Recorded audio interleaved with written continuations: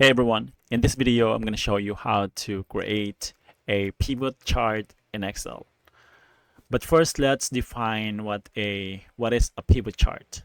So a pivot chart in Excel is a graphical representation of the data in a pivot table. It lets you to visualize trends, patterns, and comparisons in your data by providing interactive charting capabilities. So yeah, let's proceed on how to create a pivot table. So first step is select a cell in your table, and I have a table here. This is the device type, region, month, year, quarter, and device number. So first step is select a cell in your table. So this is table, and go to insert and select pivot chart. So insert and select pivot chart, and then choose where to place the chart and click OK. Okay, so I'm going to select new worksheet, and then now we can select the fields to display.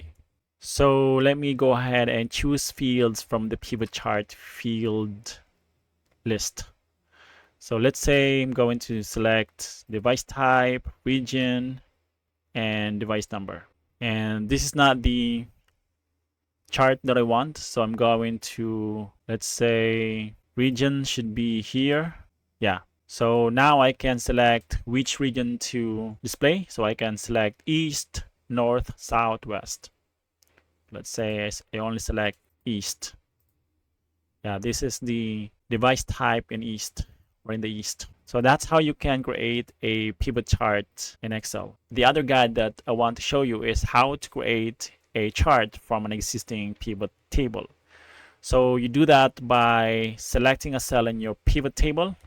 So this is the pivot table, and then go to insert and select pivot chart. So go to insert and select pivot chart,